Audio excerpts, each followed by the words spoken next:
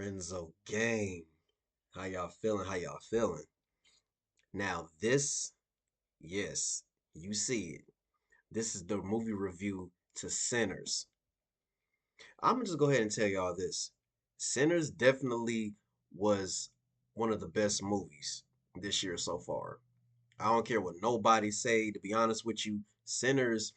If I had to rate it like the lowest, I personally would give Sinners like a 9 out of 10. You know, Sinners definitely was a movie to go see. Like, forget all that nonsense. Go see this movie. The movie is worth it. Go see it. Personally, I'll give it a 9 out of 10 if I don't give it a 10 out of 10. But the movie definitely is rewatchable. Is rewatchable. Now, for those that have not seen the movie, I suggest you don't watch this video. I promise you, don't watch it. Because I'm telling you, if you watch the video, if you watch this video, you're gonna get spoiled. This is a movie you do not want to be spoiled. I'm telling you. I'm telling you, this is a movie you don't want to get spoiled with. You feel me? So in three, two, one. All right. The movie Sinners. Michael B. Jordan. He's playing twins. One name is Smoke, and one name is Stack. They're both returning back to their, if I'm not mistaken, it was their hometown of Mississippi. They've been in Chicago, doing, crime, doing all this, that, and the third, and also they are, veterans. If I'm not mistaken, from World War I, if I'm not mistaken. But they come back to their hometown, to buy a joint, like buy a juke joint, and they're actually the person that they're buying it from. The guy, he's head of the KKK. He's head of the Klan. But he tells them, like, we don't do that stuff down here no more. This, that, and the third. And the twins pretty much was like, gave him a warning, was like, you know what?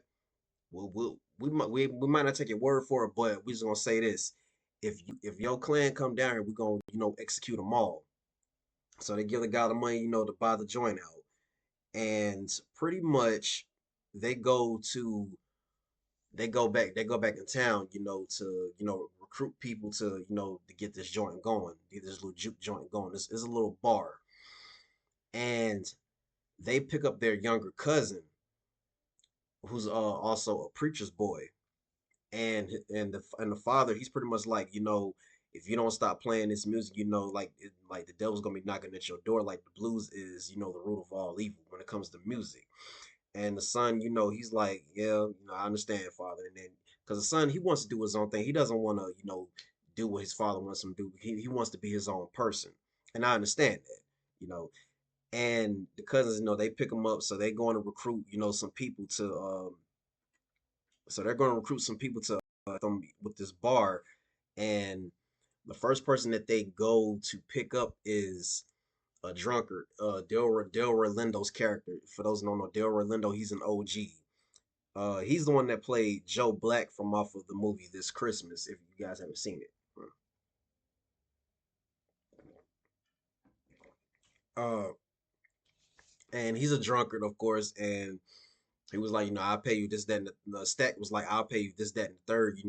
Come play for us, and then all the booze you can drink. And so, you're like, you know what?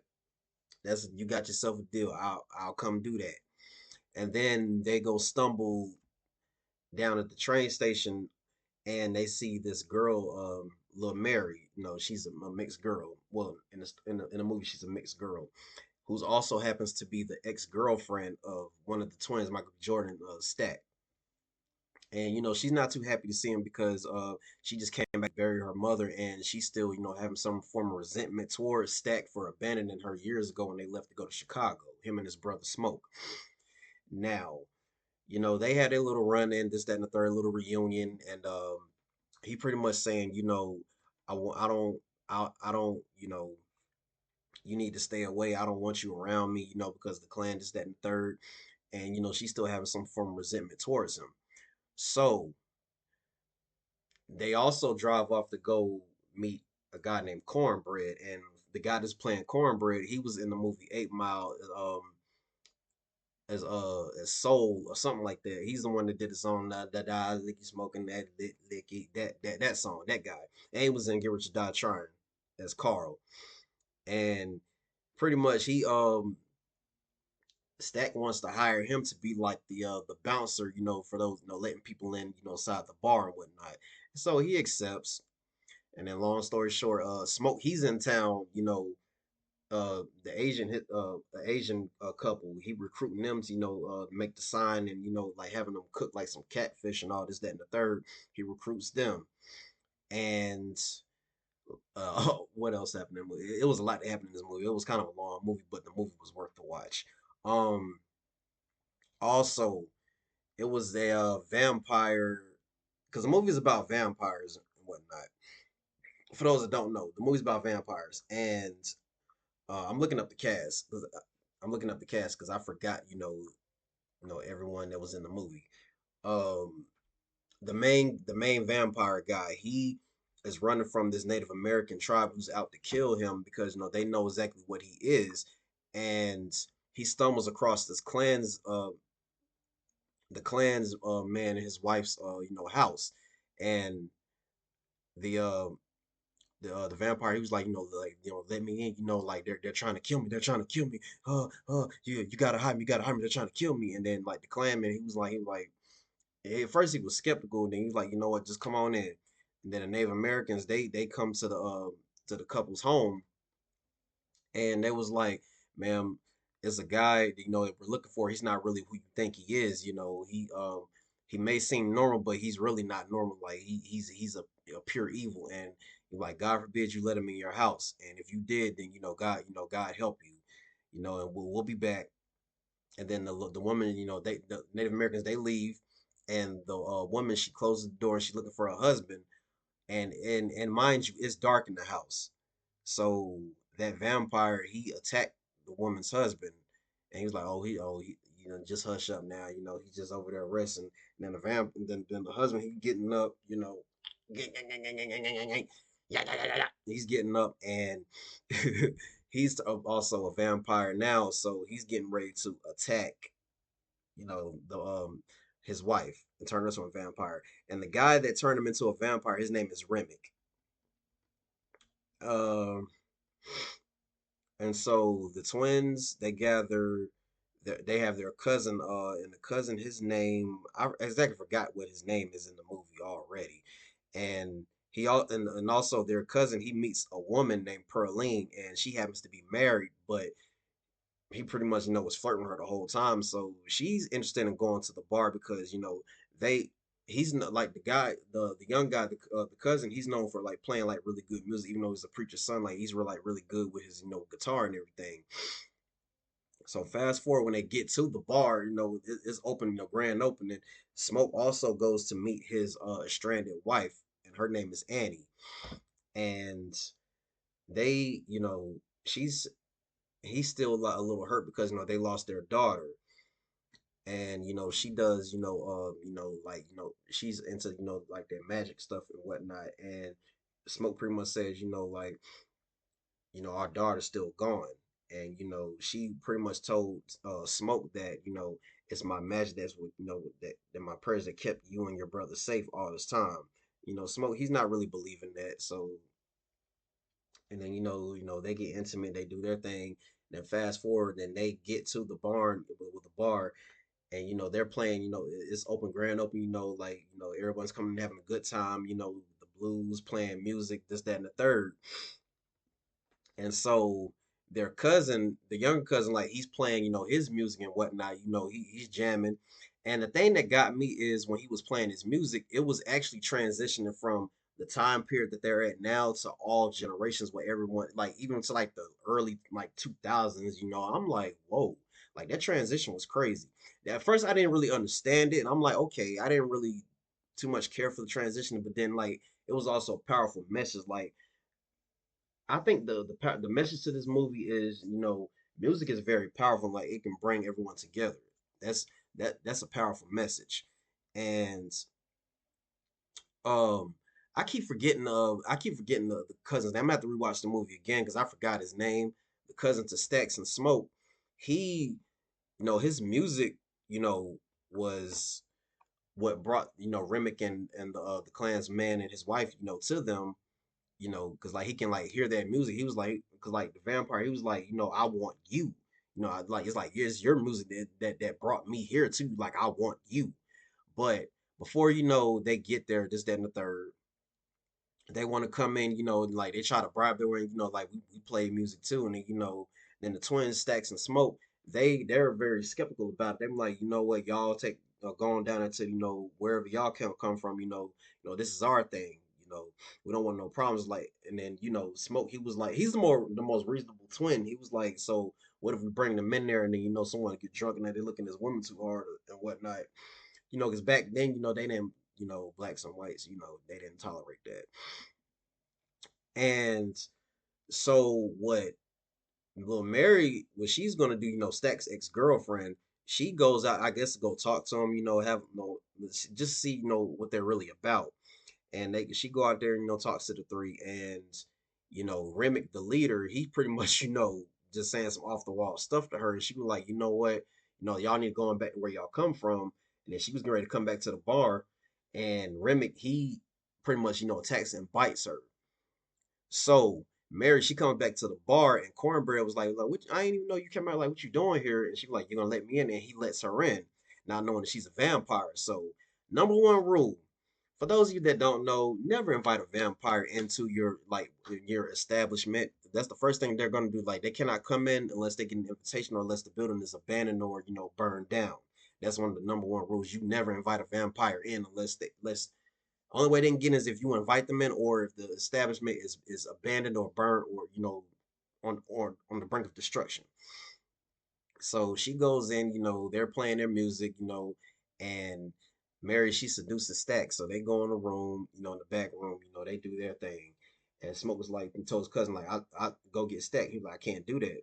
He was like, I told you to go get him. Like, I don't care what he's doing. And he opens the door, and Mary is biting Stack, and like he's on the ground, like he's on the ground like and she's biting him, and Smoke, his instinct, he pulls out his gun, he start blazing and blasting on her. And it's not she gets back up and she runs out and saying, we're gonna kill you all. And then she runs out because she's a vampire, so she's gonna get the rest of them. And then people start leaving this, that, and the third because there's a dead body in there stacked.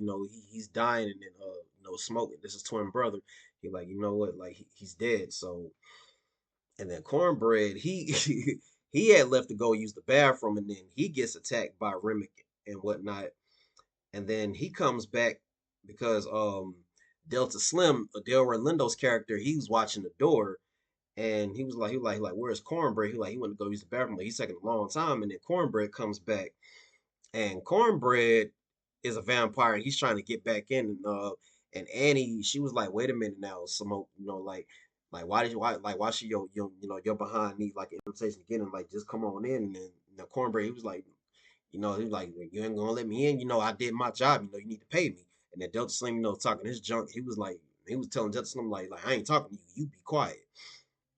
And see, the thing about this movie with the vampires, I liked it because like they were not mindless people. Like, they were not mindless when they're vampires. Like, it's like they're still with their personality, like as if they were still human. That's what I liked about this. Like, Ryan Coogler is a different, director, and I love his work. And and Cornbread, he talking a lot of junk, and then he like, you need to pay me, Smoke. I mean, he pretty much got like the grocer to hand out, like. And so Smoke, he was like, he getting ready to pay him, and he was like, you be careful. And as soon as he got about to give him the money, he snatches his arm and getting ready to bite him, and then Smoke shoots him. I was like, yo, like the transition was crazy. And then, before Smoke almost gets attacked, he gets back into the bar, and Smoke and Cornbread, he can't get in there because he ain't get invited in. And so more people start to leave out, and then they start getting attacked and whatnot, including Grace, her husband. He gets attacked, and he's coming back. He's coming back, as a vampire. He wants Grace to come with him, and Remick pretty much is telling them, like, why don't y'all just gonna come on now, just come on and become one of us, because the person that sold you this bar, like, he's really and like by dawn he's coming to kill you, so you might as well come and join us, and then once dawn gets here, you can take him out, do what you want to do. And Smoke, he was like, nah, I ain't finna do that. And then not to mention Stack is also a vampire now, and then Stack, he's in the back and he's in the back room, and he was like let me out, bro, like let me on out, let me on out. And the angel was like, that's not your brother. And then he breaks the door down and he gets out because he wasn't invited in. And so Remick, he was like, you know what, you know, we gonna stay out here all night until we gonna find a way to get in there. And he was like, and you know what, Grace, since I have your husband now, like I got his memory, so if you don't let us in, like we're gonna go in town, we're gonna get your daughter. And Grace, like, she ain't having that. Grace ain't having it. So she's getting mad, and then everyone, Annie has everyone, eat some garlic, just to see, who's a vampire and who's not.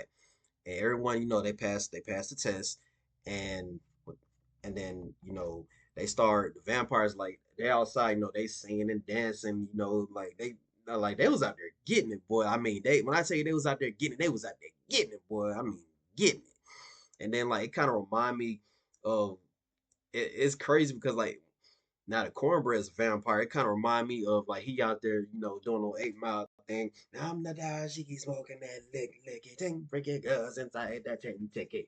Like that's how it was reminding me of, and I'm like, yo, like, and I ain't gonna lie, this movie low key has some good comedy to it. Like some like it wasn't doing too much. Like it jumped from kind of sort of horror a little bit to thrills to like music, and then had some comedy here and there. Then we're gonna get to the action in a little bit. But like Ryan Coogler, he really put his foot into this movie. And I like Ryan Coogler, I applaud you. Like you did your thing with this movie. But all right, now the vampires, like they're getting close, and like they start singing, and it's getting to Grace, and she pretty much like, you know what, forget this, like I'm not finna sit here and wait for y'all to get my daughter, like come on in, we finna end this right now. And Grace, she invites them in, so they're getting ready to come in and attack. And so you got Smoke, his younger cousin, you got Annie, you got Delta Slim, and you got a couple more people. And oh yeah, you got Pearline, you got a couple, and then a couple more people, and that's it. And that's all you got. And you got the rest of the town, the people that was in the bar. They become vampires plus Remick, Stack, and Mary and Cornbread, and Grace's husband. So they come in, and Grace, she goes right after her husband. She kills her husband, and even though she's on fire too, she's burning to death as well. She didn't care. She was like, you're not getting my daughter. And like Grace went out like a G. She went out like a G. She meant what she said. And then you got the other vampires. They doing their thing with the rest of the survivors. And Annie, she was like pretty much trying to tell Smoke, they feel his pain. And then Annie, she gets attacked by what fam? She gets attacked by Stack. Stack is biting her, and Annie and Smoke. She did say, to Smoke, that if anything happens to me, I want you to take me out because we have someone that's waiting for us on the other side, and you too. And he was like, I promise. And Stack, he's attacking Annie, and Smoke, he's mad. Like he gets Remick off of him, and then he goes over to Annie, and then you know he's getting ready to take her out, and then both Mary and Stack, they're like, hey, what you doing, man? You gonna mess it up? What you doing? And he takes her out because Annie did say that Mary is family. So even though she's a vampire like that really messed her up, that he had took her out. So she left the bar. Stack and Smoke, they start to fight each other, and they also taking on Remick as well. And so Delta Slim, he tells the rest of them survivors, go upstairs, I got this. And then he pretty much risking his life for that $40 and some beer. And the vampires, they attack him. So the rest of them, they go upstairs. They're running for their lives and run from the vampires. And then as soon as they leave out, here comes Remick and Stack. And yeah. And then Stack and Smoke, they're fighting each other. They're twin brothers. They're fighting each other. And then Remick, he's trying to get after Stack and Smoke's cousin. And then Pearline, she's fighting. Telling young dude, you need to, no, his name was Sammy. That's what it was. Sammy. So she tells Sammy to run because she's risking her life for Sammy. And she like, you need to go ahead, just run, run, run, run. Like they're after you, so you need to run. And so Remick, he's pretty much attacking Sammy while Smoke and Stack are fighting, and Smoke getting ready to kill Stack. He was like, I've always protected you. He was like, you always have. And then he was pretty much like, probably like, promise me, you're gonna leave him alone. And he was like, I will. And then this, that, and the third. So he technically he didn't kill Stack, but it goes down to Remick and Sammy. He was like, it's your music that drew me to this place. Like, it's your music. Like, I want you, and I'm gonna have you. And then, Sammy, he busts his guitar upside Remick's head. And then the vampires, they're like, because they feel his pain. And then Smoke comes up behind Remick and kills him. And that was a crazy sight. And then Sammy, he's getting ready to go back, to his father's church and whatnot. And, Smoke, he's still there. He's still devastated about what happened, the previous night about his brother, his wife. And the Klansmen, they show up. And the guy that sold them that bar, they show up because they, like they say, they getting ready to kill, them. But Smoke, being the ex-military that he is, he's hiding in the bushes. I mean, taking them out one by one. And then he's got the Tommy gun. I mean, blasting, taking them out. And then he gets fatally wounded. And when he gets fatally wounded, like he's seeing a vision or seeing his wife and his daughter, that's already gone. And the guy that he sold the barn to, he keeps talking and talking. So Smoke, he lights him up. Yeah, yeah, yeah, yeah, yeah. He lit him up, and then as Smoke is dying, he's getting ready to go be with his wife and his daughter. Meanwhile, Sammy, he's going to his father's church, and when he gets there, his father's like put the guitar down, rebuke it, Sammy, rebuke it, and Sammy was like, no, like he pretty much he didn't do it, so he left his father's church, and he's going to go. He wanted to go do his own thing. He wanted to live his own life, and I applaud him for that. So the movie ends, but mid credits, you got Sammy. He's a lot older. He's doing this music. He's a lot older, and he's in a club, and he's having a drink and whatnot. And at the end, it's a security guy who's like, "Hey, it's two people in there that wants to see you." And then Sammy already knows who that is. So he's like, "You know what? Just let him in." And then here comes Stack and Mary. Then they're dressing, because time has passed. Like, and Sammy's old now. Sammy's old, and time has passed, and they're dressing, within a decade or whatever year that is. And he was like, you look good, and then they knows that Sammy's dying. And then he was like, why don't you come on over to our side? And Sam was like, no, like, because Sam was already dying. He was like, you know what? No, I want to go out my way. I'm not going out the way y'all want. I'm going to finish up my life out as a human on my terms. And it's that, he understood, and, him and Mary understood. So they left him alone, and then, he died. And, the movie's over with. Now, Sinners definitely is a movie you do not want to miss. Sinners was like that. Sinners was definitely a movie worth watching. It was worth the watch. At first, when I reacted to the trailer, I didn't know what to expect, and then I'm like, what? It's a Ryan Coogler joint, and Michael B. Jordan's in it, so you know what? I'm gonna check this movie out. So I'm gonna give this movie the lowest I'll give it is a 9 out of 10, but the movie definitely is a 10 out of 10 material. But like it's certain things, of course, it was a little slow a little bit, but that's why I would give it a 9 out of 10, but 10 out of 10 straight across. Storyline, like everything was different. Like I like Ryan Coogler's. I love his work because he goes from doing superheroes to doing true stories, the boxing. Like he does it all. That's why I love Ryan Coogler. He's definitely one of the best directors out there. Ryan Coogler, if you see this video, reaction video, Ryan Coogler, I'm talking to you. Please, please, please, please, Ryan Coogler, please get Blade. Direct Blade. Please, Ryan Coogler. I'm begging you, direct Blade. Please, Ryan Coogler. Please see this YouTube video. Please see this reaction video at the end. Please see it, Ryan Coogler. Please get Blade. We need you to save Blade. We need you, Ryan Coogler.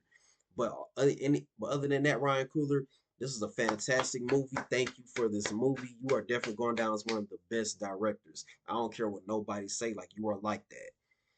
Sinners was definitely a movie to rewatch over and over and over. And I'm definitely going to rewatch that movie. I'm probably going to rewatch it after I finish up with this reaction. Well, with this movie review, I'm probably going to watch it again. But Renzo gang, I love y'all. I hope y'all had an amazing day today. And if you want me to do some more movie reviews, I will do them. And the next movie review I'm probably going to do is The Accountant Part 2. But I have to watch the first one because I've never seen the first one. And I'm going to watch the second one. And if you guys want me to do a movie review, then I'll do that. I'll probably just go ahead and drop it anyway. But Renzo gang, I love y'all. I hope y'all have an amazing day. Thank you for all your support. I thank each and every single one of y'all for watching my videos, subscribing to my channel, and liking my stuff, commenting and sharing it. I really appreciate each and every single one of y'all, and I appreciate y'all that been watching my shorts that I've recently just been dropping last week. I just started dropping shorts last week, and I'm going to be dropping more shorts. So check those shorts out, and I have a short to this video that I'm getting ready to drop as well as soon as I'm done with this video. So hit the like button, share this video, subscribe, hit that post notification bell so you be first to get your videos. Renzo Gang, I love y'all. And I'm gonna see y'all next time, Renzo Gang. You feel me?